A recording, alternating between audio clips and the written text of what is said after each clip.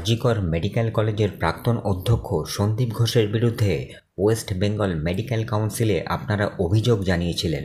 এই বিষয়টি নিয়ে কি বলবেন?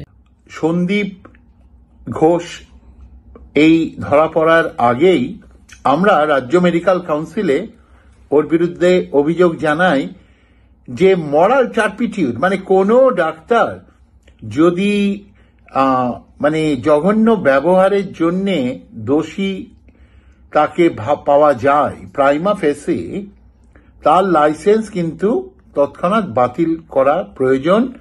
Code of medical ethics regulation 2002 এ এই আইন আছে। তো এই আইন অনুযায়ী এই ভদ্রলোক ডক্টর সন্দীপ ঘোষের ব্যাপারে সবাই জানে।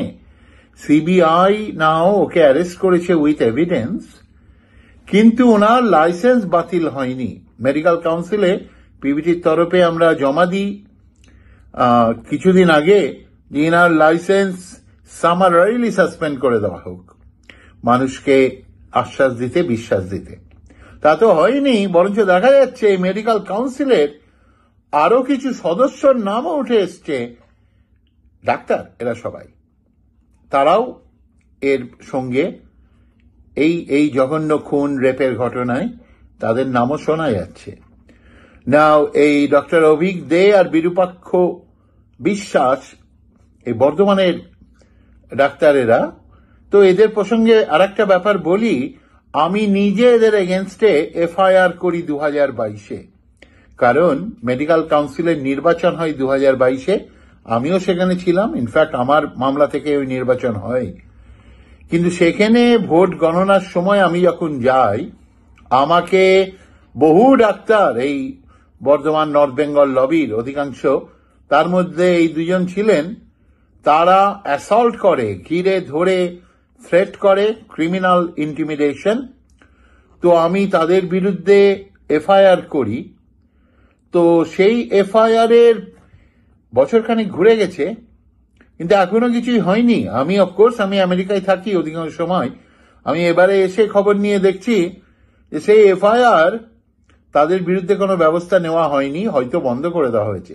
তো কেন এদের প্রোটেক্ট করা হচ্ছে? সন্দীপ ঘোষ, বিরূপাক্ষ বিশ্বাস বা অভিজ্ঞদের মতো চিকিৎসকদের কেন আড়াল করছে এই বর্তমান সরকার?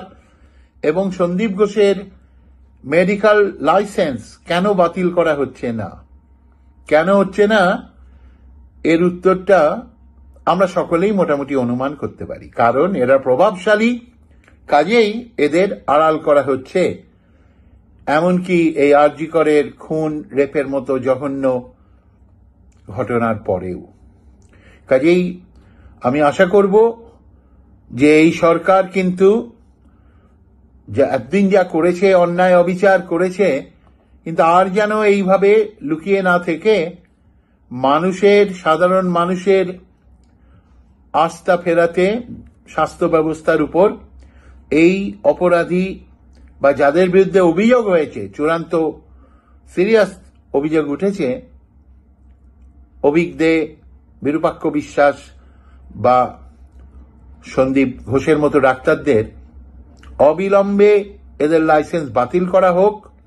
আর সিবিআই যা সাজা দেবে সেটা অন্য লেভেলের সাজা, কিন্তু এদের ডাক্তারি লাইসেন্স এই রাজ্য মেডিকেল কাউন্সিল যেন অবিলম্বে বাতিল করে। আর তা যদি না করে, আমরা ওদের চিঠি পাঠিয়েছি, স্বাস্থ্য ভবনেও পাঠিয়েছি, পিবিটির তরফ থেকে আমরা তাদের আদালতে নিয়ে যাব বিচারের জন্য, for the ends of justice.